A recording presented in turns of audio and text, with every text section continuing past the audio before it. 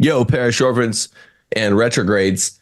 Happy Friday morning. We're back with the CMAS crew, Christian masculinism, a typical Friday morning show for us. We've moved this show, by the way, to another channel. And that channel is specific to Christian masculinism shows. But until we grow that channel, I'm going to be running the shows here. Will probably be running the shows on Nolan Knows. That is Will Noland, CMask alumnus, also my boy Nick Stumphauser. And back for the second week, we have Mike Pantile, who is just a natural born CMask guy. Recently, what's been in the news, if you go on Twitter and social media in general, is this red pill movement. The red pill movement is, at first I was excited about it. Mid 2023, we had essentially feminism fall under the attack of popular media. And it was under the auspices of this movement called the red pill. This was a very positive development. We did a bunch of shows on CMask. Recently, it's been emerging as more explicitly anti-Christian. And to those who have followed this, like Mike, you bought into some aspects of the movement at various points in your life. We've had other guys on the show, alumni like Dr. Mike Robillard, that bought into some aspects of it in the past. So this is not news to you. They do not like Christian patriarchy as the solution to feminism.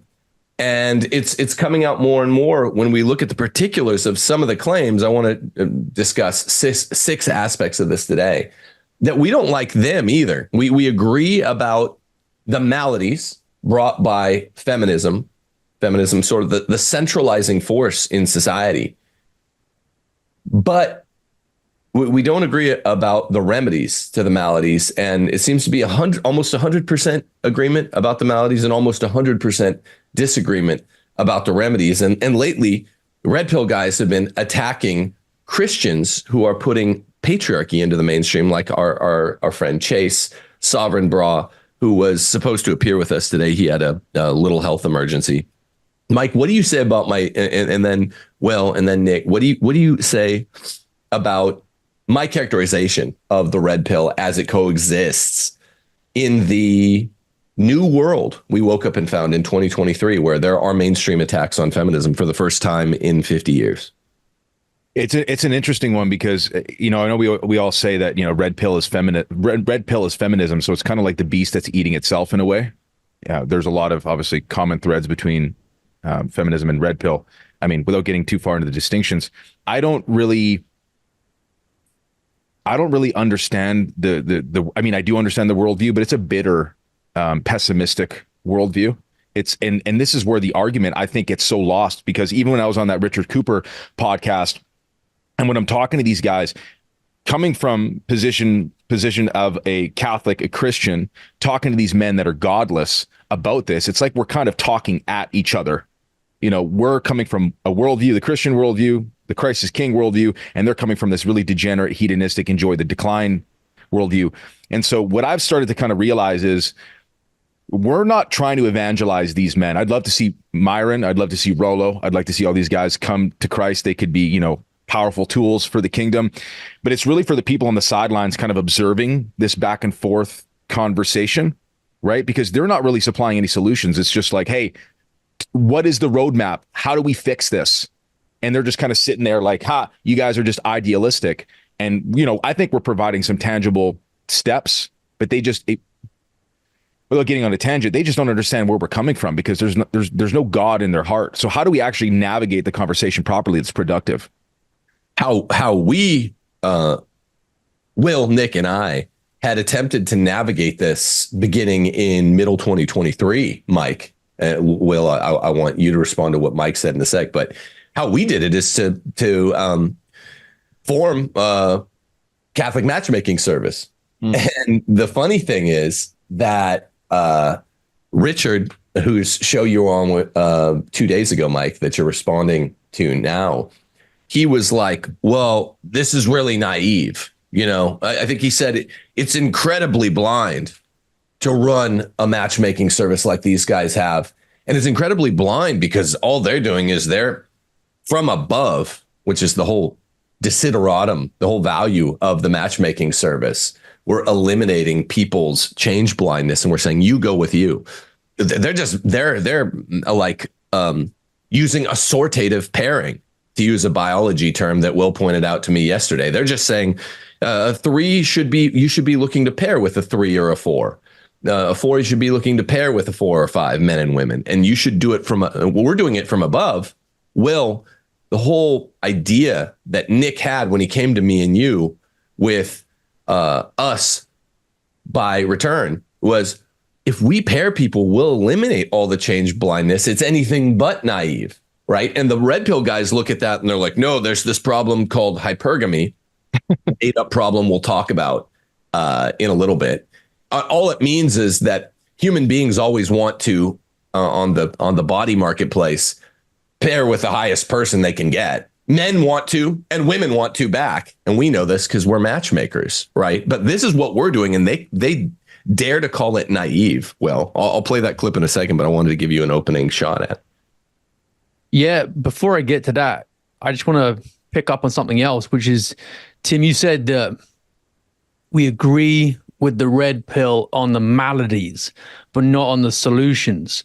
Well, strictly speaking, if the red pill, as its proponents say, is amoral, then there are no maladies. They don't say that these things are wrong. If they're going to be consistent and say it's not a moral vision of the world, then feminism is just something that is. You just have a look around, you see feminism, and then they say, well, we're not saying it's wrong. We're just giving guys some tools and they can go do whatever they want. And we have no suggestions about what's better or worse at all. Now, obviously, we know what they really think, that feminism is bad. But to be consistent with their own logic, they can't say that. And they can't say it's better or worse for a man to get married. Even though they do, Rollo Tomassi calls marriage an unconscionable contract, which means that he's saying it's currently not just, so it's not fair, and it ought not to be that way. So they're making all these moral judgments, but in a way that their own system doesn't really allow them to. So that's just one of the many contradictions. Regarding the hypergamy stuff in particular, yeah, it's true as a truism that a woman is going to want to pair with the best man she can. What the red pill miss out is that this isn't some kind of selfish manipulation on the part of the woman. She wants a guy who's got resources for children. They're always missing out on the fact that the purpose of sex is children, and pair bonding is about stability, lifelong in marriage, so you can raise the family properly. So let's say we've got one version of Nick who earns $15K a year and is a mess in all kinds of areas of his life. He looks how he does now, but then we've got another version of Nick who earns 10 times that, and he's more solid, dependable. Which one is the woman going to go for if she's looking to have a family? Well, the latter version of Nick will be a better protector, provider, etc. So that's hypergamy in a nutshell. But what they're saying with the women who are, say, a 4 out of 10, only wanting 9s or 10s out of 10, that's not the case. They just want someone who's roughly similar to them. And that's what we're providing with the matchmaking service. Thank you, Nick. Since you're our test subject, and you look phenomenal, by the way, you want to respond to that? I mean, this was your brainchild where you were like, yo, the solution is matchmaking. It's not dating services, because we eliminate change bias and change blindness. User bias comes from change blindness. When people, like, what we see a lot is young dudes and middle-aged dudes and even older dudes at the upper edges of what we allow age-wise, saying, I really want to like it. I think this is reasonable. I want like an 8.5 woman. And we're like, well, okay, we're thinking amongst ourselves, okay, you're like a 3.5. 8.5 women don't want to go with 3.5 guys. What do you think you are? And they'll go, well, I think I'm a solid 7.5. And it's like, so they're just lying to themselves about what they are. And we see that a lot with women too. We'll see the women who are 3.5s or below that are like, I want an 8 guy. I want a guy that's 6'3", takes care of himself, wavy hair, dreamy eyes. You're like, whoa, whoa, whoa, whoa, whoa. We're trying to match for on the basis of a sortative pairing. And we come in and do that. And we've had a lot of success. Within like half a year, we had basically 2 engagements. We're expecting 2 or 3 more in the next 3 months.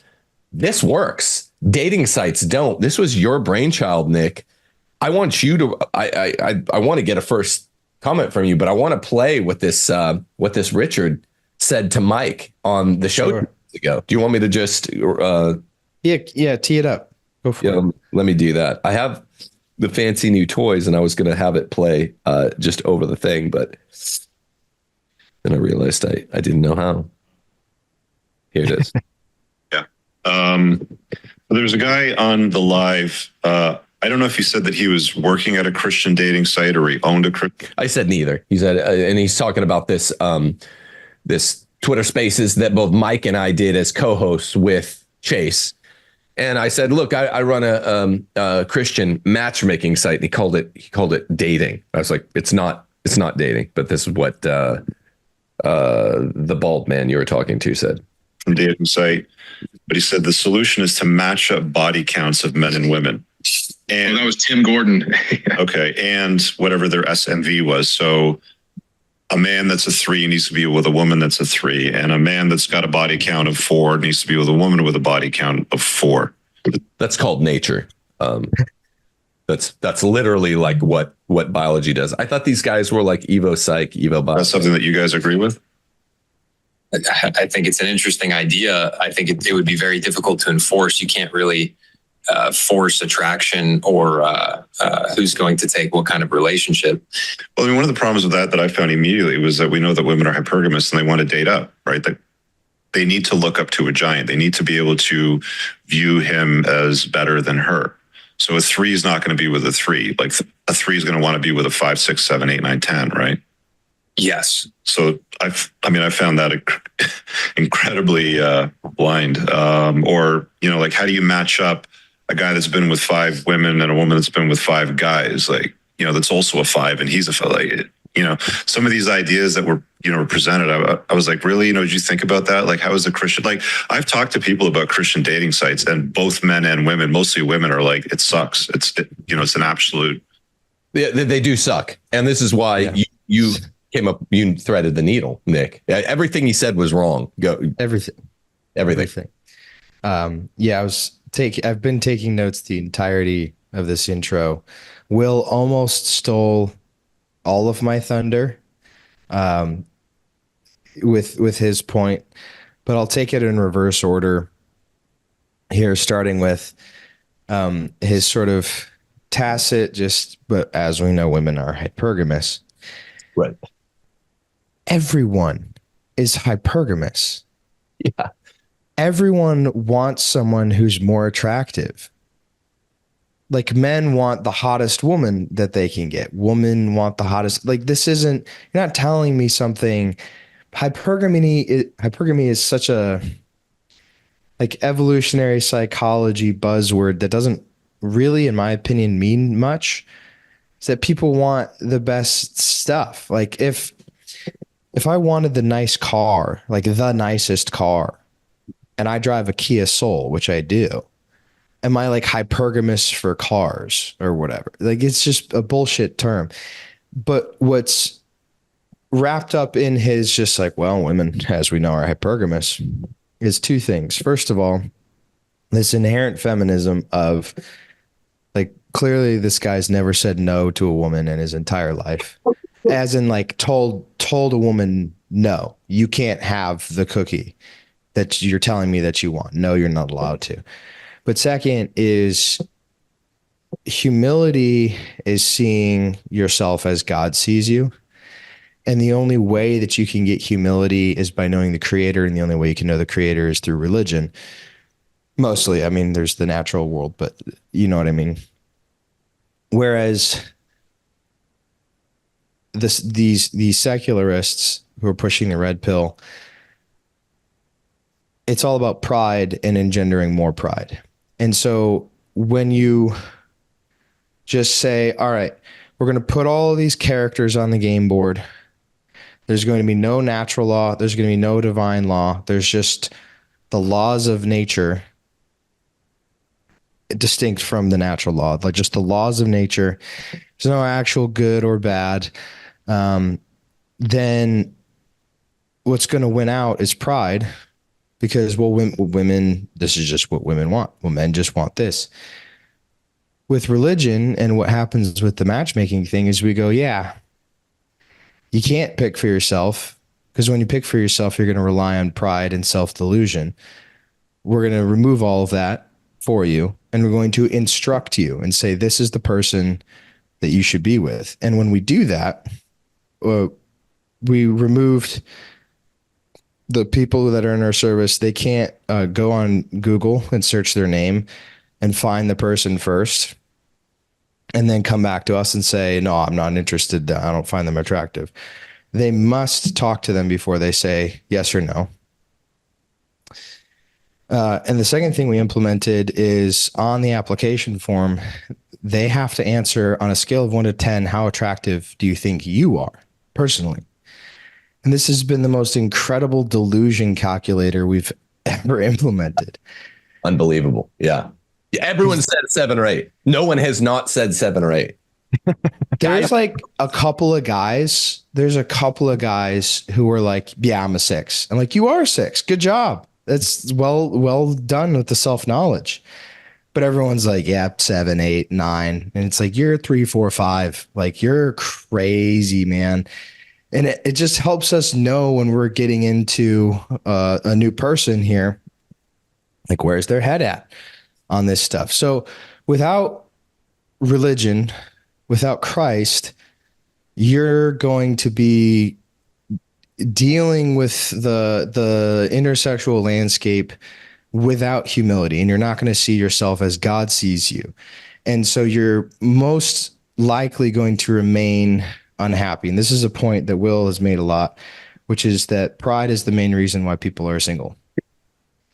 And so by what mechanism can you engender in somebody less pride and more humility? Well, that requires the divine law, the natural law, and religion.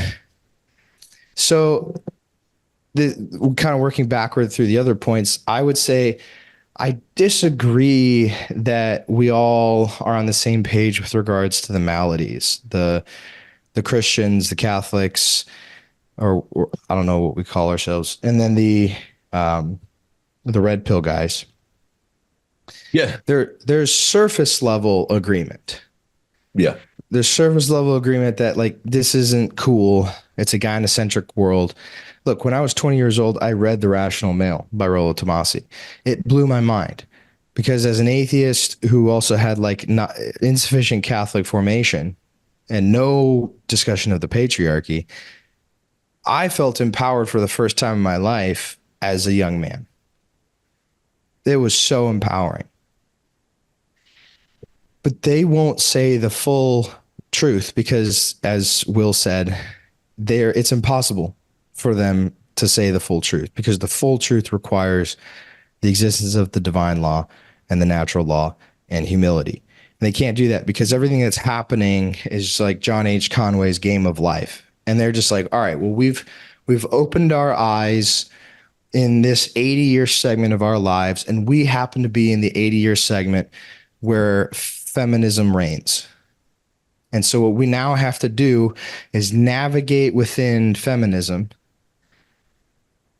We're kind of unhappy. It used to be different. Maybe in the future it'll be different, but right now this is where we're at and it sucks. So what do? Well, you spin plates. You don't get married. You increase your SMV. Like they go through this list that has nothing to do with actually the ideology is fundamentally different than ours, which is that this is gender dysphoria. It's just through and through gender dysphoria. It's also to me anyway, really amusing manifestation of the progressive mindset, because you've got these guys thinking that just as they're told that, you know, science might one day beat death and one day will bring about utopia on Earth, you can just keep on improving your value as a man indefinitely. And if you're a 3 or a 4, if you just work hard for 10 years, you're going to become a 10. And they really believe this. And it's the self-help perfectionist ideology, which, as Nick says, is so closely linked to pride. Much better to accept that you're very limited, radically limited, far so more so than you imagine, and be humble and grateful. Sure, maybe a guy who's a bit below average can work really hard at his job, in the gym, do a bit of self-improvement, and maybe he's going to be able to compete with some average guys. But there's a limit to it. But people don't like to hear that. We're made strong in our weakness. That's what our faith tells us as well. So it's like, just be real with you, be self-aware. And I think me and Tim were talking about this earlier this week. I'm tired of shaking hands and saying, hey, bro, red pill bro over there, degenerate dude, we agree. There's a couple things we agree on. It's like, it's such a tiresome discourse. I think as Christians, as Catholics, we got to stamp our flag in the ground and say, hey, listen, the totality of the message that you're spreading is retarded, it's degenerate. And essentially, I mean, I think we've talked about this before. It's like, it's essentially just promoting the gay cruiser lifestyle for straight guys. Yeah. Yeah. It's the most like homosexual, heterosexual behavior of all time. That's true. That's true. Look, none on the back of what you just said, Mike. None of no Shlomo there on the back of what you said. None of these red pill influencers is a white Christian male. Yeah. None of them is a white Christian male. I was making this point online. I got to be careful how I make it here. Our clientele, me, Will, and Nick's, is white Christian males, more broadly than just people that are doing us by return. My constituency, my people out there, are generally speaking Christian, and most of them are white Christian males, but there are a lot of white Christian females. There are a lot of, and most of them are Catholic, and we have some Mexicano Catholics out there too. We're happy to have that in the audience, but us by return, we're trying to pair white Christian males. And when all of these people that run Red Pill have a Western civilizational clientele of mostly white Christian males, they're not acting like Christians. We're not saying they are. But when they're selling them essentially either Islam or Judaism, which is what all of them are doing, when we're talking about Rollo Tomasi, Myron Gaines, the Tate brothers, there aren't no white Christian males here. And then you throw pearly things in the mix, and we're friends with Pearl. We're friendly with Pearl. I've been on her show twice. I was surprised to find the pushback because she's a white Christian female, and I'm Catholic.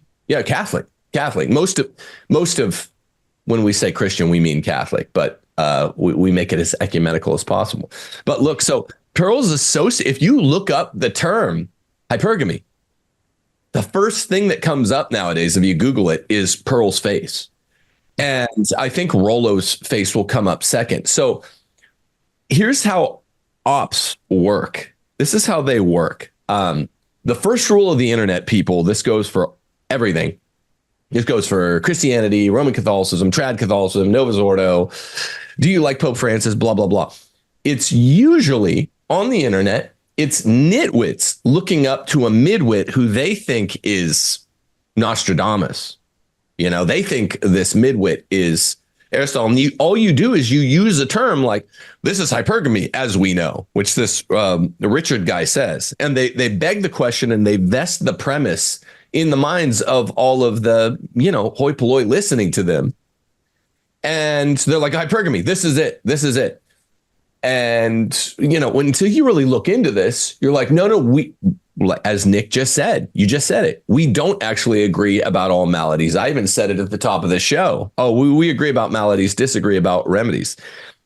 What I would like to spend doing for the rest of today is saying, look, this is why white Christian males need a Christian worldview. And I don't mean they have to use our matchmaking system. They should. but they at least need Christians talking to them. I don't know how it works for like, you know, people with more melanin in their skin in the Middle East who are Muslim or Jewish. They have different approaches to this stuff. But why are they? It seems to be there's some sort of CIA connection or intel connection that all of these red pill people have. Why are they being given this position of authority? Why are they being boosted by the algorithms? Why? Christian men should look up to Christian men. And here are basically, there are 6 reasons why I am quite confident the hypergamy myth is nonsense. I just want to run through them one by one, and then we can maybe get your guys' opinions on each one. First off, this is a red pill myth related to hypergamy. Suburban normie men, the guys who live next to me, they don't care about their wife's body count. And they probably should significantly more, but they don't, except at offensively high levels. They don't care. I'm always astounded by it. I was astounded by it coming out of college. Well, don't you want to find a virtuous wife? I take this stuff seriously. They should, but they don't. That's number one. The red pill talks about all men like they care about this. It's very new to the popular dialogue to even have men caring about body count coming out of the 90s and early 2000s. They're popularizing that. And we Christians are like, yeah, we care. Men should have low body counts. Women should have low body counts. But most normies in the suburbs don't care. That's number one. They're just lying about it. Number two, we'll just go through them in order. What do you guys say about that? They just sell that. As you know, all men care about a woman's body count. I'm like, bullshit. I call bullshit. I wish men did more. We wouldn't be in this problem. But this isn't a red pill solution. Red pill tells men to run up the body count of females, so they don't care about it. What do you say, Mike? Most that's so funny because most guys are just happy to get a sliver of punani. Yeah, dude, they don't. Why would they care? Do you see guys wifing up these OnlyFans models and ex-porn stars all the time? Most guys don't care. They should. I agree with you, Tim. They absolutely should. But most guys just want a little piece, man. They don't even think about this. Mike, don't you think that they don't care because the women who put out, at least paradoxically or surprisingly, the women who put out are the ones that remember that they're a woman? That's a good point. A woman who's putting out knows I'm attractive. This is what a man values, and I'm going to give it to him. And a guy goes, "Oh my gosh, where has this been in the trad cath community and the trad wife community, where the women are like, you know, now how dare you want sex? You can't have sex. That's later. That's just for having kids." And so the only place that the red pill guys find it is in the degenerate women. And unfortunately, those two things rarely coincide, to quote Jack Sparrow. Well, what do you say? That's a good point. Yeah, I just want to point out that Tim's comments about it being an op, really interesting to think about in connection with the way in which ghetto culture was developed, because basically the red pill ideology was mainlined into the black communities in the middle of the 20th century by, one could easily argue, the same people currently promoting it to whites right now, because there's almost no better way to destabilize families than to make men associate masculinity with machismo and promiscuity. And if you look at the lyrics of a lot of the rap songs, just taking Tupac's Papa's song, for example, "Please send me a pups before puberty, the things I wouldn't do to see a piece of family unity. Mom's always at work, I barely see her. I'm starting to get worried without a pups, I'll grow to be her." So this is one of the best ways that you can emasculate the next generation of men, is by getting guys to just run around, slave to whatever piece of ass they happen to see on the street, and they'll just follow it around the street corner and forget all about their kids. There are kids who literally happened. Dad popped out to the grocery store, saw a nice ass, followed it off into the distance, never came home. That was it. Bye, Dad. And when you create men who are that weak, the boys have got no role model. The families break down, and the boys are even more likely to grow up to be homosexuals themselves. So it's the best way to perpetuate feminism, weak fathers, weak families, and build a strong state to make up for it. And by the way, Will, everyone I can think of, the biggest names associated with Red Pill all have either CIA or Intel connection, family connections. Literally, the Tates admit their dad was CIA. Myron was like Department of Homeland something or other. But when he was beginning his podcast, I think Pearl's mom did something for a UN women's organization. This is more than a little suspicious in light of the circumstantial evidence you just deduced. But did you want to weigh in on? Oh, and the whole reason that I posit this would be cast out there by the Central Intelligence Agency, perhaps, is to be a containment mechanism to contain the legitimate pushback on feminism with a false pushback on feminism, which the Red Pill is, which advises the exact same stuff as feminism, just claiming to hate it, namely contraception, basically a porneia worldview, no marriage, lower population, and have the sexes hate each other. That's literally what Red Pill does. That's what feminism does. I think it's a containment mechanism. Hoi polloi fall for it. They fall for this non-Christian, extrinsic, foreign set of remedies. But Will, what did you think about this thing? Do you agree with me that suburban normie men need to care a great deal more about the body count of the woman they end up with? Because the Red Pill says men care very much about body count, high body count. Women don't care at all. That's point number 2. We'll go into that in a sec. But have you noticed this? No, I think that women do care about body count, and that if men are going to actually reject the problems in the world that the Red Pill is getting them riled up against, they're going to have to learn to walk away from the open legs of the wrong woman, because that's how feminism has got men by the balls, by just saying, here, look, here's a piece, like Mike and Nick were saying, here's a little taste if you want it. And they're like, I just really do, whatever it takes, I'll go do it. And then their body counts rack up. And then when they do meet a good girl, their compass for what a good girl is so skewed, because they're just used to looking at women as potential partners in sin. They don't even recognize it. You can be an average guy, and let's be honest about the fact that half of men are below average. That's just how the average is going to work. Like most guys are going to be around 5, and then half are going to be 4 or under. They're not ready to get paired with a girl who's a 3 or a 4 and be grateful and be happily married to her, because that's not what they've trained themselves to look for or to want. When I've been on Pearl's show twice, and I want to talk about this idea that the Red Pill sells, that women don't care, nor should they, about men with a high body count. This is what makes their illogic and ill arithmetic work. Men care very much. That was point number 1. Point number 2, false premise. They say women don't care about men's high body counts. Not true at all. Sensible women, they care a little bit less than men, but sensible women, particularly Christian women, I'm talking about Christian women, which these guys don't know about. They're Muslims or Jewish. They care very much. The first time I went on Pearl's show, I got off and I was like, I feel like Pearl was pushing back on the point where I was like, men want virgins, women want virgins the other way. I think, Nick, you were in the car. We were at the post office or something. This was like a week after the first time I went on her show.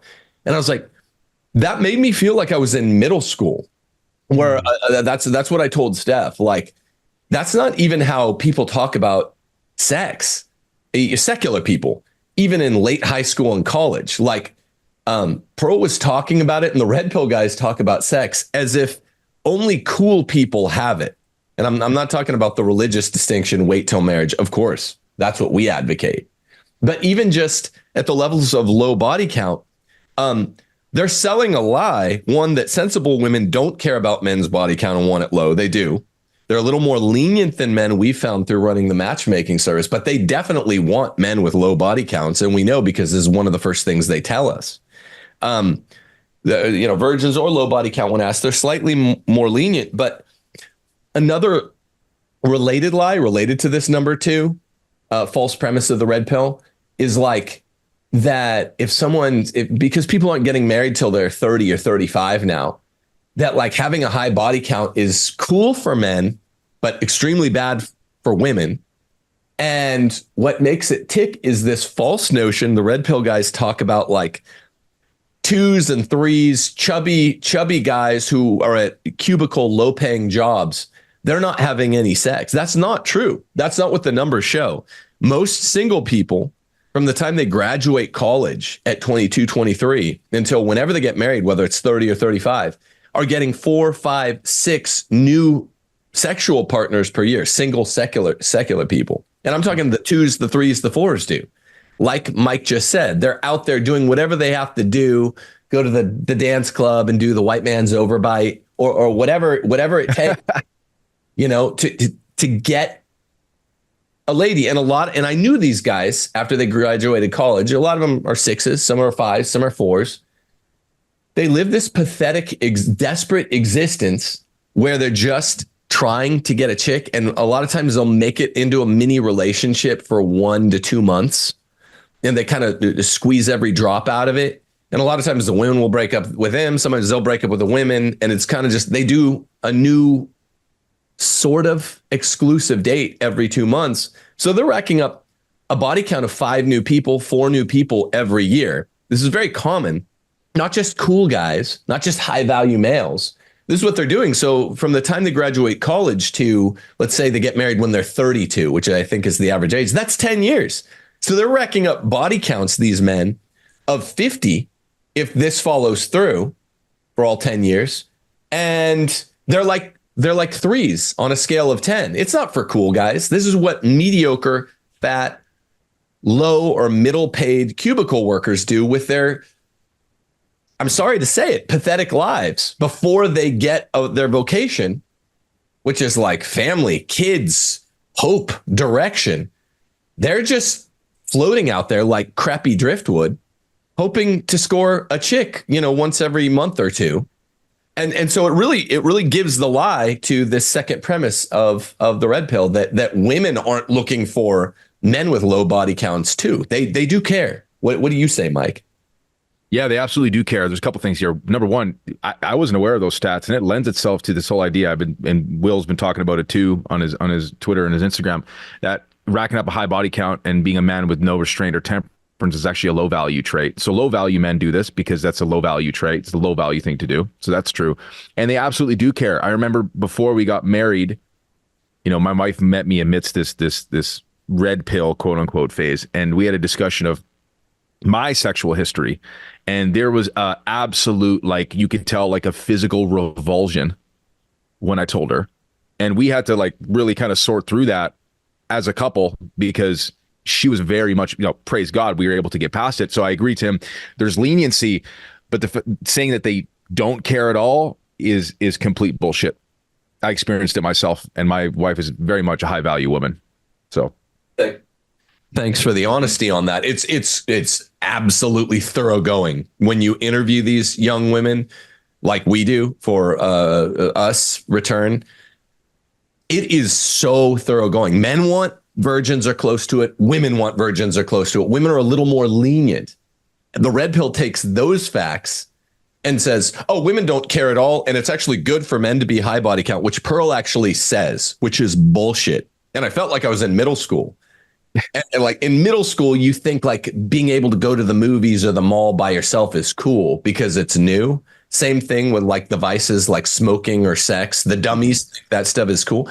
It's not. You find out when you're 15, 16, everyone, fat people, 1s, 2s, 8s, they go to the movies in the mall. It's not something cool guys do. Everyone are having sex. It's very mediocre. What do you say? Maybe the really high value guys like to masturbate every day too because they're so edgy. This is sick, bro. Sick. This is the whole fucking worldview. Yeah. It's lame wads. And I hated these guys in middle school, high school, college. I know I would have hated them trying to make Vice cool. It always takes with the hoi polloi. That's all it is. It's middle school brought to the pathetic, hopeless, fearful mid 30s and a bunch of bitter men. It's the stink of defeat. I've got to jump off another call now, guys. But I just want to finish for anyone listening that you can get married and you can get married young if you're willing to accept reality, be humble, and be grateful for the woman you can actually manage to attract. And she'll probably be better than you imagine if you've been consuming all this doomer content from the manosphere. It can happen, but it might sting you to begin with, but it will heal you in the long term. If you keep chasing the kind of girls that you see on social media, when you get married to one of these baddies that you have a look at and drool over on your phone screen, you're not going to like it when you get to know her anyway. Much better just to go with a girl who might be slightly less attractive physically, but is a better match for you in all kinds of ways. All right, good to speak to you. I'll catch you up later. Okay, Take care, Will. Take care, guys. Nick, what do you say about this? I'd move it on to point 3. It's the same lie that the red pill tells about low body count. Women don't care about this at all. That's a lie. That's number 2. Point number 3 is the red pill says women don't really care about facial attractiveness. All they care about is height, a man's height and his income. It's like, well, these might be the 2 things, but women also want to be with a handsome man. They might not be as obsessed with facial attractiveness as men are with women's, but this seems to be another part of the hypergamy lie that well, women don't want this anyway. It's like, what are you talking about? That's not our experience when we interview these women. Yeah, and you could point to stats with prawn consumption as well that women are visual creatures, but they're not visually stimulated in the same way. You hear this thrown around a lot too. I think it's somewhat of a red herring. Men just aren't really attractive most of the time in terms of, on average, women are the fairer sex. Even an ugly woman, if she loses weight, because women are mostly just ugly because they're fat, like 80% of the time. True. If they just lose weight, then like the vast majority of women are going to be attractive, 5 or above. It's not always true with guys. And so I think guys try and compensate where they're like, all right, like, I'm 5'8". I think that's for the men average, and maybe 5'9" is the average, and I'm 1 inch below. I'm not going to go get that like femur surgery, that femur extension surgery to become 6 feet tall, So like when there's a deficiency, like being 5'8", when you're looking at the entire world, then yeah, I think guys try to compensate and they go, okay, so I need to make like $137,000 a year, and I need to drive this car, and I need to have this job, and I need to be able to tell this many jokes. I have to be able to wear this jacket and stand in this club, and I have to order this drink on the rocks or not on the rocks. Plug it into the Marshall formula, bro. Plug it in. It's just nonsense. Like, I think it's sort of a red herring to the whole thing. I think the body count thing is probably a more insidious lie than like women care or don't care about facial attractiveness. Like, without getting into too much detail, I can share in Mike's anecdote of seeing the sorrow in a woman's eyes that you care about when you confess. It's real. Because man was made for one woman and women were made for one man. It'll hurt both ways. It's nonsense to think otherwise. Yeah, and this is the heart of the lie. Issue number 4, the hypergamy lie. Pair bonding works this way, by like value pairing. A concept as old as time. Biologists call it assortative pairing. I thought these guys were Evo Psych, Evo Bio Mavins. They're not. So to go back to the guy that interviewed you, Mike, on this 4th issue, this goofball laughs at the notion of comedy or parody, where we're like matchmakers, or what we're looking to do is equivalently, Nick, you can attest to this, match people of similar age, men usually a little older, not much older. They don't like that as much as maybe they used to. So equivalently same age, man a little older, equivalently same looks, within 1.5 out of 10 or something like that. Equivalently the same sexual history with some give there based on what the people said their preferences were. If some women were like, well, I'm especially lenient, I don't care about body count. We also talked to men that were like, I'm especially lenient, I don't care much about body count within reason. Then that alters it. But other than that, we're doing a sortative pairing for overall comity between a young man and a young woman that we are looking at matching. And Nick, we've been doing this for the better part of a year now. So when Richard says women are hypergamous, first off, this is how ops work. They just use a word that a midwit word that nitwits don't know what it means, and it sounds sciency. All they mean is that human beings want to date someone better looking than they are, which is like a universal condition. People want a nicer house than a less nice house. People want a nicer car than a less nice car. Is this what you mean by hypergamous? Because in that case, it's not interesting. It's just obvious. What I think they mean by hypergamist is that this is one-sided, that only men want high-quality women. Women don't want high-quality men, which means a low body count and good looking and all that stuff. And in that case, it's false. He called us incredibly blind. What do you say, Mike?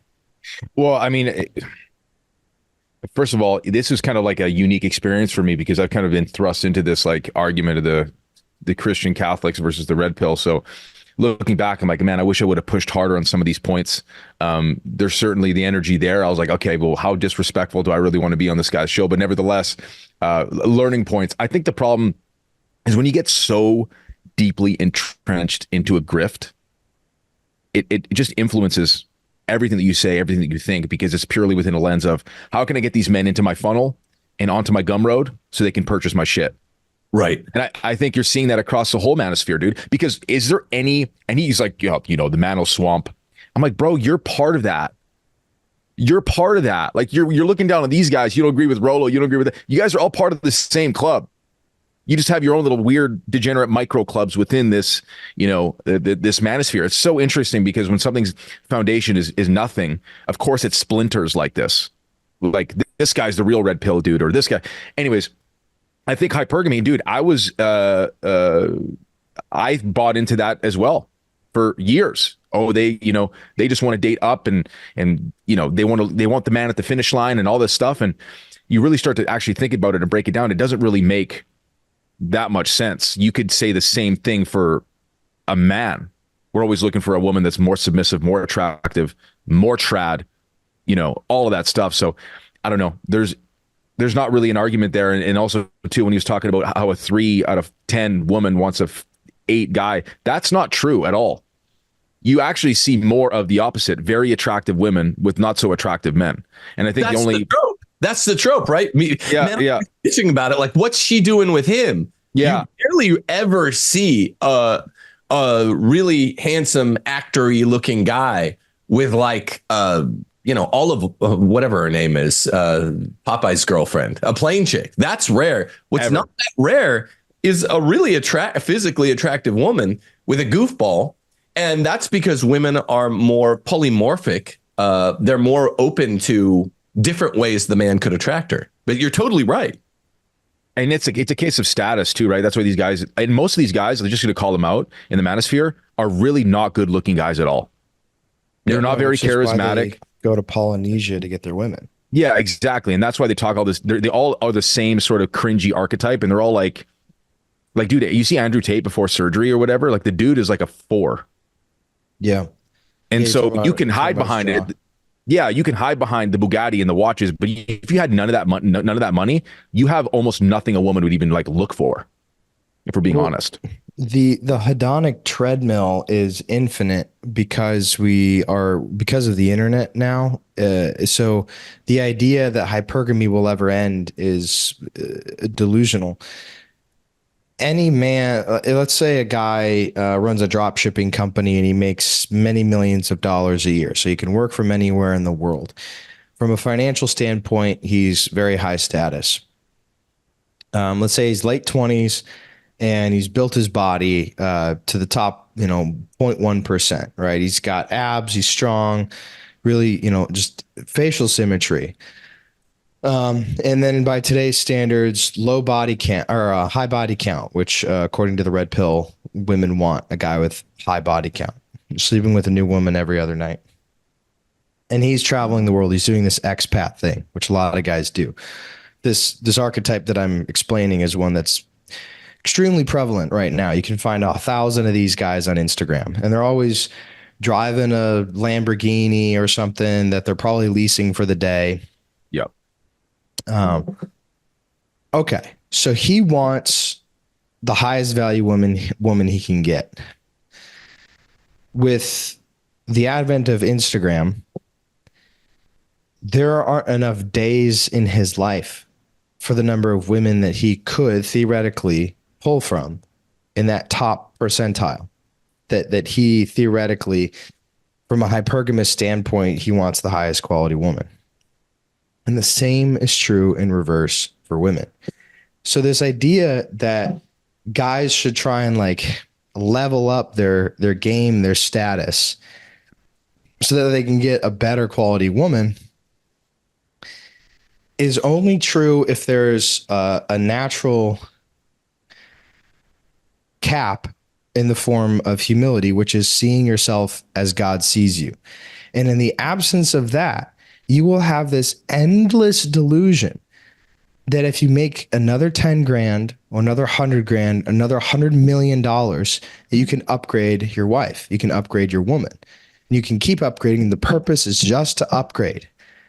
That's the only purpose, because there's no concept of vocation and there's no concept of humility. Right. Your telos is just leveling up your little Sims character as high as it can go. Yeah, with rudderlessly, without a goal in mind. By the way, I'm not trying to sound like I'm off on an errand, creating a row or being obsessed with something. But Nick, you will attest to this, the truth of this, right? We interviewed in total over 200 women, mostly Christian women. The majority of them are white Christian women who are mostly low body count, most of whom were average looking or better. Not all of whom, but most of whom. These are the desirable women. Low body count, white Christian women is the rule, not the exception. And among the over 200 women we've interviewed over the last year, what do you want? We're going to look to pair you with this. Not a single one said, I want a man with a high body count. Like some of them were more lenient, but they're all like, that's gross. That's bad. I don't want a petri dish. That's what a lot of them told me. I don't want a petri dish. I want, if he made a mistake with like a long-term girlfriend, that's fine. If his number's low, 1 or 2, that's fine. But this is what everyone said. It was scientific, okay, that's fine. 3, even 4, but they were not saying what the red pill is saying. And I repeat, none of the red pill influencers is a white male Christian. Such a good point. And they're giving white male Christians advice on how, most people date their race, on how to meet white female Christians. It's bullshit. It's an op, people. And like literally when I pushed back on Pearl, both times I went on a show, she just moved past the point. The second time I was on her show, she kept interrupting me when I was making this point, and I stopped her and I said, Pearl, we're friendly behind the scenes. Can you stop interrupting me? I was on with 3 other guys, my friend Andrew Wilson, and 2 MGTOW guys. And I was like, can you stop interrupting me? This point is really important. I'm a white Christian male. I run this outfit. I interviewed about 100 guys and about 225 females over the last year. What these non-white, non-Christian males are saying, plus you, Pearl, you're white and Christian, but you're not a male, is not accurate. Not a single woman wants this. And you're telling men that women want high body count.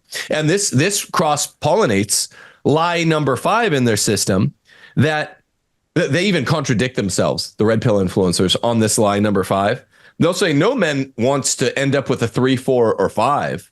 But then they'll say, but 3, 4, or 5 women don't want the 3, 4, or 5 men.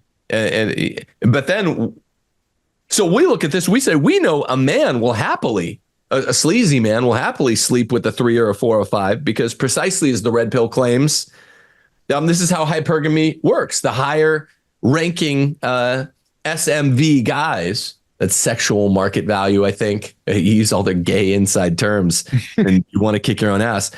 They say that this is what's happening. Oh, men don't care. Sleazy men don't care is what they really mean to say. They'll sleep with anything.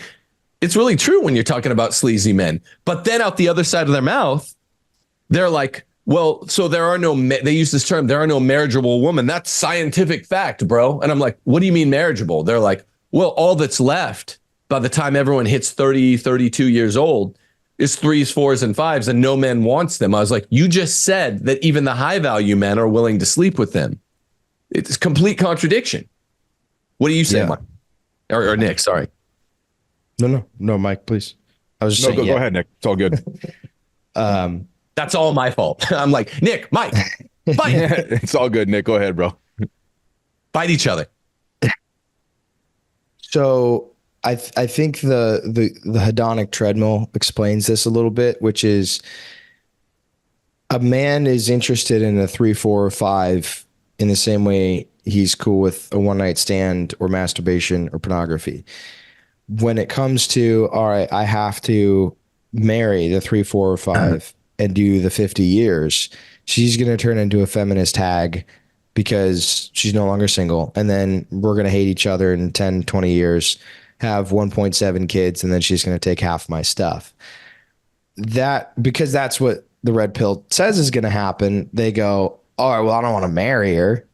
I'll just keep doing fasted cardio until I have abs, and then I'll get like I'll get a 6, and then I'll get a 7, and then I'll make more money and I'll get an 8, and go for it, Mike. What these guys don't talk about is the reality that most of these guys are having sex with 3, 4s, and 5s. Right. Yeah. Everybody wants actually, you actually, what's very interesting, is like the higher, I mean, this is not obviously not always, and times are changing quickly, but the higher you go in terms of attractiveness for a woman, a lot of times their body counts are lower because most of these men are actually quite terrified of these women and can't actually pull them. Yeah. If you were so interesting. So Mike, what you're saying is if we were to like someone like Myron who says a guy should have a body count of over 50 before he even considers getting married. So let's say Myron has 50 plus bodies, is what you're suggesting that an analog of Myron, the red pill influencer guy, might have like 47 bodies that are 3s, 4s, and 5s. And maybe he had 3 one-night stands with an attractive girl. Yeah. But because it's a notch count, you're telling your buddies, they can't, they don't know. They're like, oh yeah, bro, you did it. The 50 notch count, when really like 48 of them are Gorlock the Destroyer. Like, come on, dude. Yeah. No. Go ahead, Nate. And they'll take the selfie, or post the Snapchat story or whatever with the 1 or 2 women who are very attractive. That's why they pose in pictures with these attractive women. You see Rolo with like the pursed lips in all those photos, right? Yeah. Looking like a geriatric lesbian. And then you have Myron doing the same thing. And it's honestly, dude, it's like it's a bit of a LARP, man. If Rolo's wife, now there's a few factors at play. Maybe he wants her to remain anonymous, blah, blah, blah. Fair enough. Same with his daughters. I get that. But if you didn't have the morality clause in your life that religion, that Christianity imposes on you, which Rolo does not, wouldn't you want to say, look at my wife, who I've been married to for 24 years, or however long Rolo's been married, over 20 years. She's beautiful. She takes care of her body. I'm in love with her. She's a stunner. She's submissive. She's all these things that you guys go to Polynesia and purchase women for. I have this on lock. That's how right I am. Now, Tim doesn't flaunt Steph around on the internet, but if you meet Steph, you go, this woman's beautiful. She's kind. She's submissive. You know, the house is nice because she's there. And then you're like, oh, damn, this Tim guy really figured it out. Like, that's sick. Like, I'm going to go listen to him. Wouldn't the long-term commitment be the demonstration that your ideology was sound? Yeah, but they're inconsistent with everything that they believe and espouse. So I mean, I'm not surprised to see that inconsistency. It's the same thing, you know. And with my wife, I'm like, okay, occasionally pepper in pictures here and there to prove the stuff that I'm saying. It's like my wife's not a 4. You know what I'm saying? She's not, you know, any of those things. And I'm like, yeah, praise God, I'm damn proud of it. Look at the fruits of my life. It's consistent with the worldview that I have and the things that I espouse. But of course, like, he's going to keep her hidden. And listen, if he wants to keep her anonymous, I get it. I don't want to disrespect his, you know, his wife. I also think it's also very interesting on a side point that he says that they love the Lord, but then when you prompt him to say Christ is Lord, he won't. Yeah. Very interesting. Does Rollo, you're talking about Rollo? Yeah. Well, yeah, he's not Christian. It's from the Old Testament worshiper. Yeah, and he doesn't like to say that loudly, but that's what I'm saying. All these guys are Muslim or Jewish. They're not. Right. So we're not dealing with people that have a consistency with their constituency, you know, a demographic unity with their constituency. You're dealing with white Christians here in the West, America and Canada. Mike, I said that for you. America, let's go. Canada, let's go.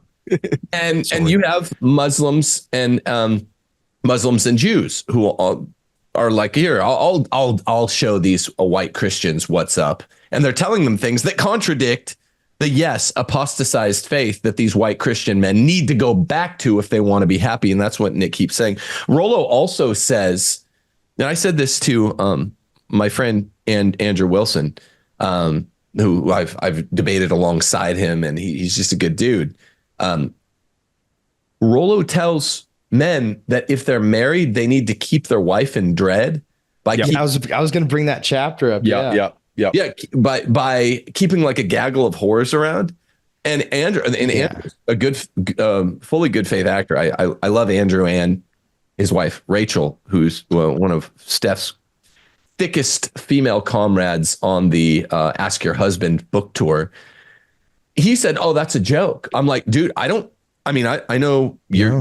Andrew and Rachel are awesome Christians. They're Eastern Orthodox. They're just good people. They're a good couple. So he might not know. That's not a joke. That's like central to the red pill for married guys, is be like this, middle-aged lesbian that keeps a looking person that keeps around a wife, and you control her. You set the frame by making her nervous. And I've heard from other people, I won't say who, but firsthand account, very, very trustworthy account of, if you go hang out with Rollo or this guy Glenn, remember he called in and he was talking shit to Chick. That dude, yeah. They hang out in Vegas, Las Vegas people, and they have like a pad there. And that's where they run these like boot camps for men. And it's very, very sleazy. And no married man should even be anywhere in the vicinity.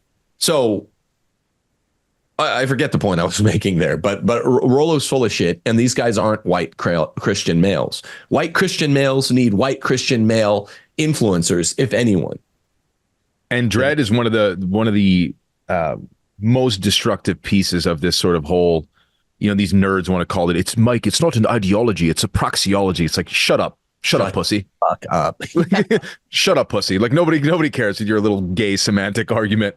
And it's lame. It's lame and it's sleazy. And that's the thing. It's like, shut up. That's not true. What all of these things are lies. They're devilish lies that in toto make men think like dumber men, IQ 101s who are looking up to like IQ 106s, like they're demigods. They're making them think like it's freaking middle school. Oh, I need to go be sleazy because a good chick will think I'm cool for having been sleazy. Well, that's not true. Not if you want a white Christian girl. We could tell you that, right, Nick? I'm not making that up. We've interviewed together over 200 women. They're like, ew, that's gross. I don't want that. Yeah, the dread thing is real. I read that chapter. It's the prescription is to do things like flirt with the cute waitress who comes to your table when you and your wife are out to dinner. In front of your wife, so that your wife is in a state of wondering, is my husband going to cheat on me? This is like a real prescription from Rolo. Go to the gym. He's like, go to the gym and like keep looking better and better and better. So she's like frantic, wondering, is he going to get scooped up by a prettier girl than me? And he said, which is again, this hedonic treadmill, this idea that if you ever stop, if you ever rest your eyes, you're going to fall off and be lonely. It's like, man, you guys are so lonely that you've had to figure out how to hack the world, how to use neurolinguistics programming to manipulate the minds of women in the world. And Roosh talks about this. Roosh is a good example of this, where he's like, I just figured out how to say the right magic words and like bed a woman so that you don't feel cold and alone at night. And it's like, that's why none of this, I want to speak to the op side of this. I think, Tim, your point about this is coming from non-white Christian males trying to inform how white Christian males should behave if they want to not be alone. Because I think loneliness is the key to this, is that we're more connected than ever. We're more lonely than ever. And substances like pornography just make that wound deeper, that wound of loneliness. Because the moment you're done using the drug, you feel worse, not better. And you feel the loneliness more. And so I'm thinking about this op thing. And most recently, somebody else brought up the fact that the DHS purchased this study that was done for $700,000 that said things like the red pill content was some of the more dangerous content on the internet. Oh, yeah. Heard about that. Yeah. And the first time I heard it, I was like, huh, that was weird. Because it's not. And not just like it's not. It's like not.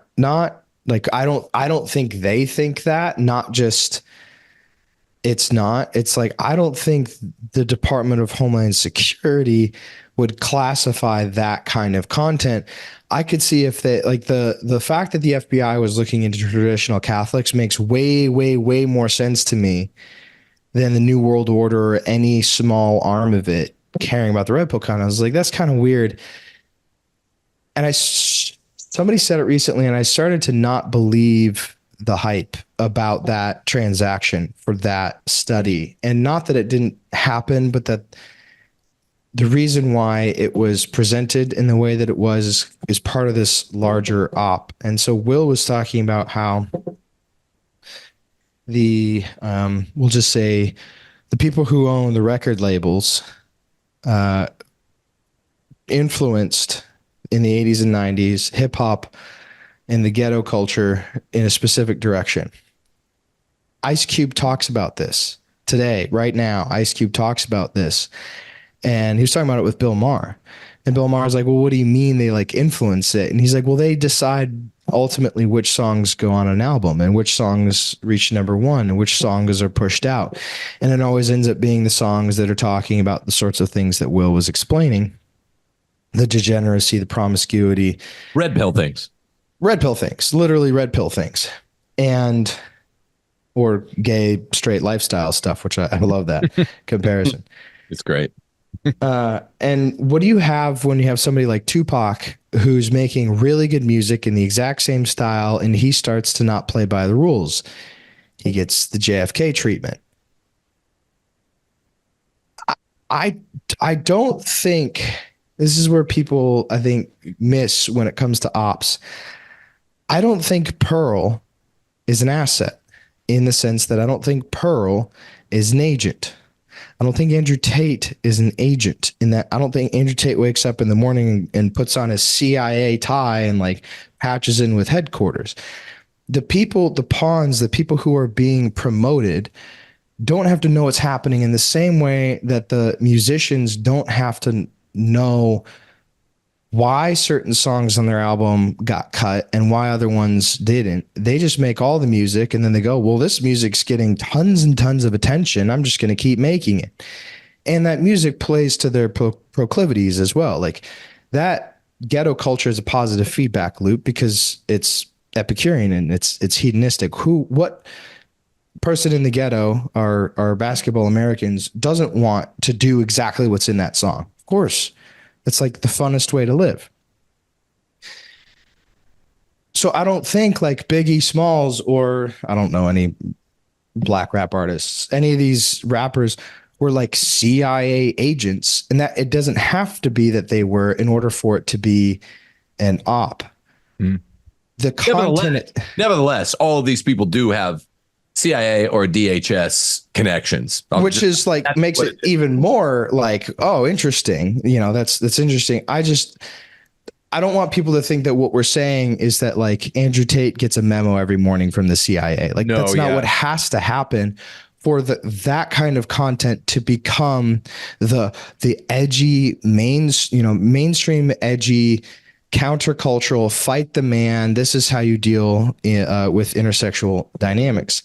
And this is why I think the people who say the whole truth, like Tim and Will, and I say no offense, Mike, because Catholic, and the broader point is the Alta Vendita.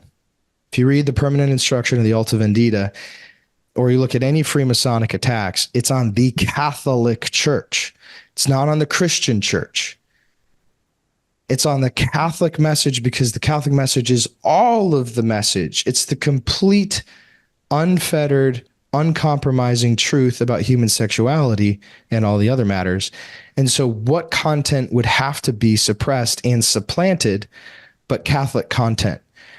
And that's why I think you're going to see non-white, non-Christian, non-American voices reigning supreme on this subject. They don't have to be conscious that they are assets. It's just thumb on the scale in favor of that is all you need to get the positive feedback loop algorithmically and publicly. And the voices like Tim, like Will, like me with content I'll be making with Tim, that's the stuff that they can't let see the light of day. No, that's true. And so I got to hop off real quick here, boys. But what I did want to say is, in response to you there, Nick, I'm going to mass this Sunday. Maybe talking to a priest. I'm in the process. I'm not calling myself a Catholic yet because I just, you got to earn certain titles and go through the process. So to your point, but also besides that, I think you're absolutely right. I totally agree with you in that they're not, I think, cognizant of, obviously they're not like getting a phone call from the CIA saying, hey, promote this message, because you're kind of getting swept up in the op and they become sort of figures within the op. I think the only effective strategy is to not only show the fruits of our lives as married Christians, Catholics, whatever, and the fruits of the patriarchal structure that comes from the Bible. It's also to show young Christian Catholic men how to date, how to court, so they're not looking in these places that maybe have some half-baked truths based off biology that are on a foundation of complete degeneracy and hedonism. We've got to continue to speak out and be kind of harsh about it, because the trad caths and all the Christians, like the people pussyfoot around this stuff all the time, and it's so weak. Nothing about the Bible, nothing about the church is weak at all. And it's about time we have that powerful message. And that's why I resonate so much with your guys' content, Timothy, Nick, and Will, is because you're not afraid to speak these uncomfortable truths. So let's just keep doing that. That's the only way to effectively combat it. And obviously, keeping them on their heels with discussions like this. So I hope to be on again, boys. This was great. 2 weeks in a row. I seriously appreciate it, man. God bless you guys. We'll chat soon. Thanks. Mike, we love you, man. Yeah, that's great stuff. It's a fresh perspective that Mike brings. And I really like even just this simple point that you see ugly guys with attractive chicks much more often than the reverse. And Mike just brings a really, really fresh perspective. He made me think of a bunch of stuff last night, this morning, talking about it ahead of time. We really appreciate it. We'd love you to be on with us very much more often, Mike. So peace. Let's do it. I'm always down, man. It's been a blessing. Love you guys too. Take care, guys. Love you, Mike. Take care. Yeah. Put a mask. That's awesome. Thank you. Made my day. Made my day. Yeah. Yeah. It's beautiful. So, yeah, you and Nick, you and I, and then there were two. You and I, there were two. you and I will just wrap up here. I think we got it dialed up, man. I mean, I think. Yeah. You know what, Tim? I think we are right. So in conclusion, we dialed this up. I think we're spot on, you know? What's my opinion though? Well, let me ask me. You're so nice. Yeah, no, I'm just satisfied with the show we did here today. It would have been cool to have Chase because I titled this show like the red pill attacks masculinism. I do care about branding a little bit more. I've made mistakes in the past where I'm like, it's phony. You become a phony, like a Holden Caulfield phony to worry about branding and all that. It's like, okay, well, if your name is bigger than your brand, then that means you need to do some branding. And I've made this mistake in the past, on conservative trad cath internet where I'm like, I'm not going to brand. That's for phonies.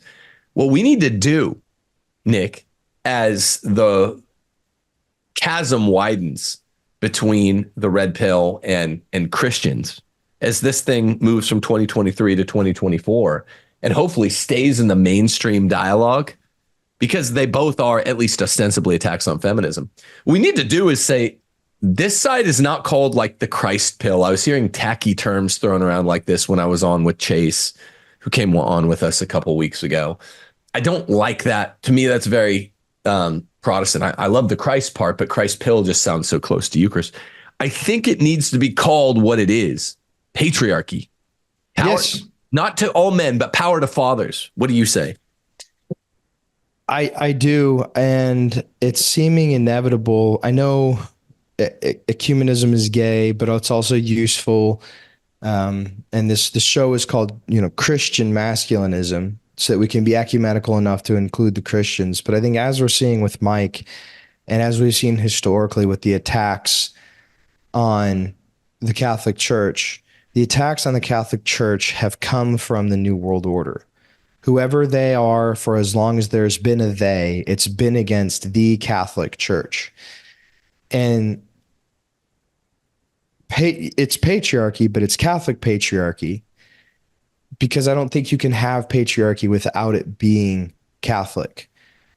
Christian patriarchy will be substantively and meaningfully different than Catholic patriarchy. You're not going to get the same kind of graces. You're not going to have the same theological underpinnings and justification for what you're doing. This is not my team's better than your team thing with no substantive difference. This is like an actual difference. And in the way that you and I have talked before about certain projects we're working on, it's binary. It's a 0 or a 1. There is no a 0.5 or a 0.75, 0 or 1. And I'm not sure how to brand. That sounds so gross in marketing to say that, but I'm not sure how to brand that yet. I think we start with patriarchy. Your tweet was very rousing, where you said, patriarchy is inevitable, clear the way. I'm like, damn right it is. We're back. Let's go. We're back. No, but it's true. And I think that's what we're going to see in the next 365 days is just that. And that chasm is going to grow rapidly. And we're going to realize, I think this will be the year where we realize that, or the audience, the world realizes that the red pill guys are not Christian. They're anti-Christic. Red pill guys are anti-Christic. They're not on the same side as Christ. They're against Christ. And so you can't just take some cafeteria, Christian. I'm going to pick some stuff from the red pill. And the reason why is you don't need to, because if you're right, if you have Catholicism, you have all of what is vaguely correct about the red pill, and then 50 times more in all of the correct expressions of it. So you don't need, you don't need, oh, well, the red pill gets like this over here and that over here, right? Like, why not just get all of it at the same time? That's right. That's right. So it's amazing. Mike is going to mass for the first time in a long time, as a fallen away Catholic. I mean, it's just amazing. He's coming back. God is good. Glory to God in the highest. That's what literally can happen to a bunch of men out there who are maybe vaguely Protestant in their youth. When I talk about this mass of white Christian men who are looking for women, who are looking for wives. And you, Nick, you've been the most insistent all show in saying, look, this is their vocation they're looking for. We need to talk about it as such. You're spot on. So it's not inappropriate or putting the cart before the horse to be like, well, this fallen away ex-soft Protestant young white male guy in Canada or America, Western Hemisphere somewhere, found his faith, came back to Christ on the cross through wanting a wife, which is his vocation if he's not bound to be a Catholic priest. I mean, your vocation is marriage if it's not going to be a priest. It's pretty much that simple. So a lot of people would look at what we're doing and we're like, oh, you're also trying to evangelize by getting guys that aren't even yet Catholic or yet Catholic again, once more. Wives? Yeah. It all goes as one. And that's what's beautiful about the four marks of the church. It's one holy Catholic apostolic truth, one holy Catholic apostolic church, and all the members are united of the church, and they're united in this special pair bonding way, and we call it holy matrimony, which mimics both Christology and ecclesiology, Christ with his bride, the church. It's so beautiful that it all fits this way. It's like a grand unifying theory. And it's not at all inappropriate, which is the point I get from you, Nick. You just keep coming back to it today. For a guy to come into the church or come back to the church by trying to get a wife, it makes sense. Of course. It's, if you can join the Catholic Church out of fear of going to hell, and that's licit, why would you not be able to join the Catholic Church because you wanted the highest form of union? It makes no sense. You can be a coward, and I would argue that it's not cowardice, but you can be trying to save your own skin, but you can't be trying to enrich your life in a moral way. Because like, by virtue of the fact that you're saying, well, I want to enter the church so I can get married, you are necessarily excluding promiscuity. Because if what you wanted was just intimacy, you could go get that without the need of the church. So it's an inherently virtuous endeavor to do that. And I would say to Protestants or to atheists, but anybody in this red pill space who, and I want people to listen very carefully to this.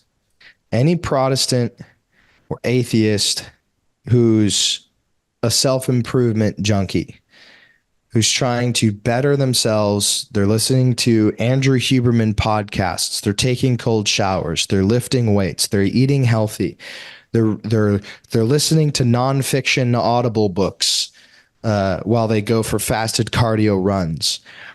Maybe they're even doing some kind of spiritual practices if they're not an atheist. Meditation.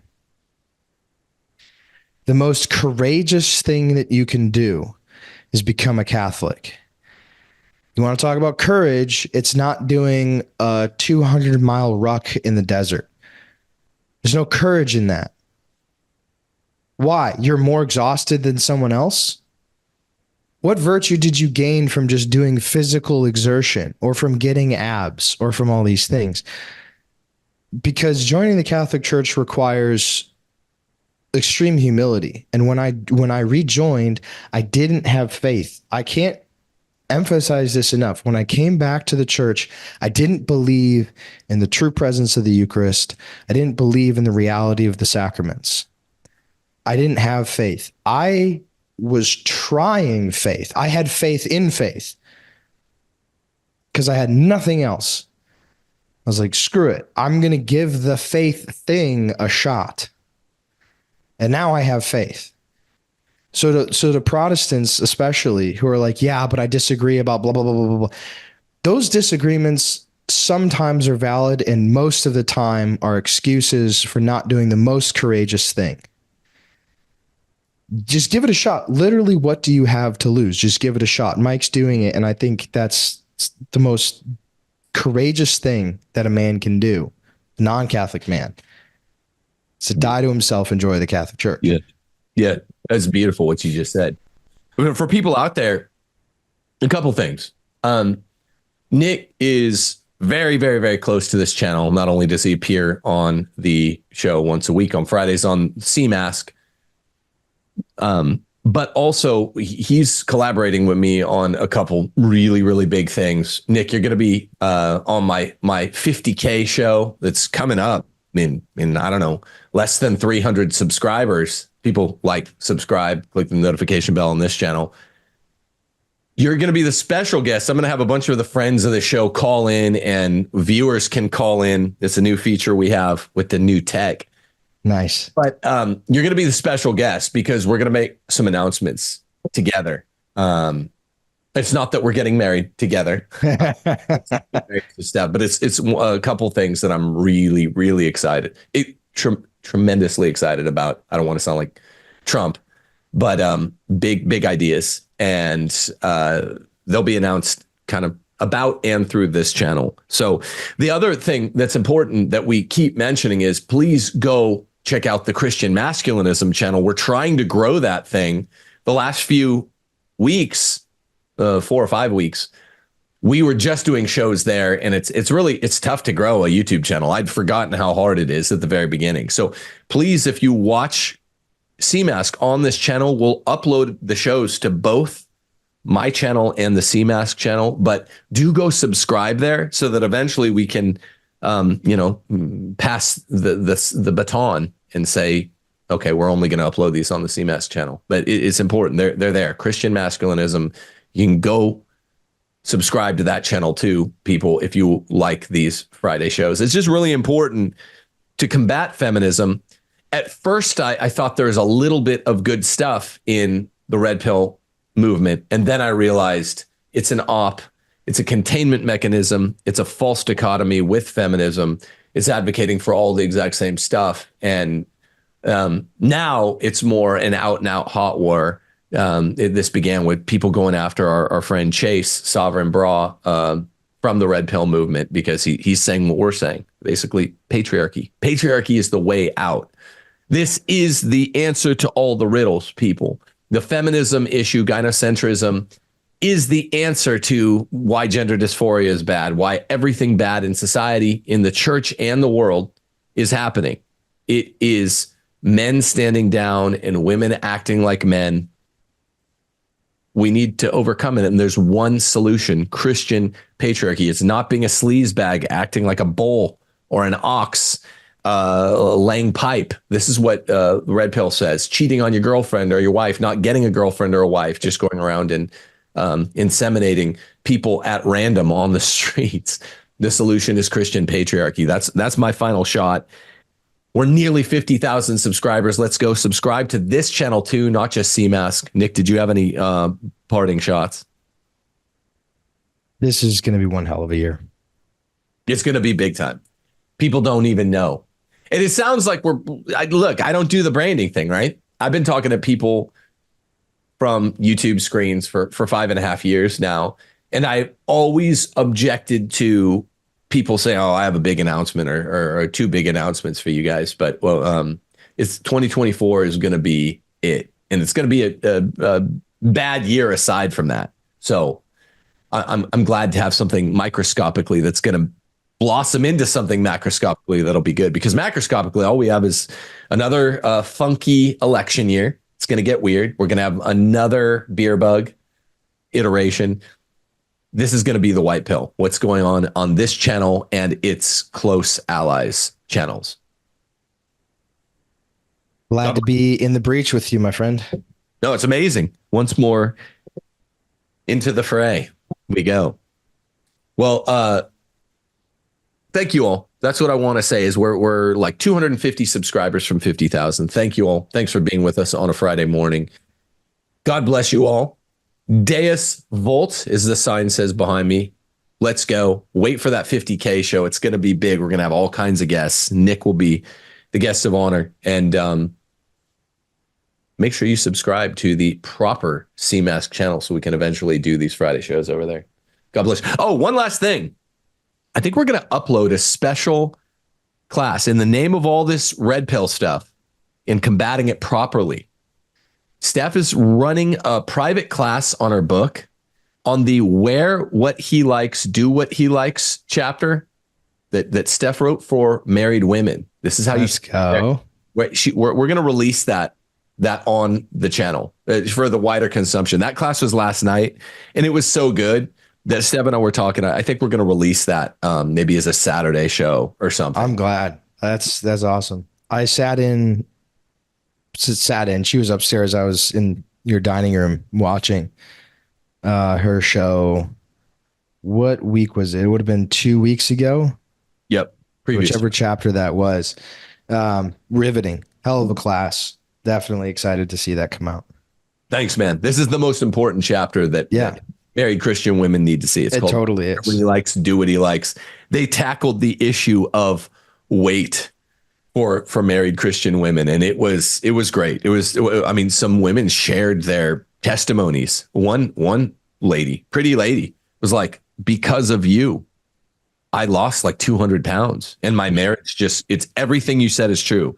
Oh my gosh. Thing's amazing now. It was 200 pounds. You couldn't even tell. She was just like a pretty thin, normal lady. And she's like, it was partly because of your book. She might've started on some other basis, but I think we're going to release that tomorrow or Sunday. That should be really, really good and really, really helpful and inspirational for Christian women. We try to tend to you guys too with the Christian female content wherever we can.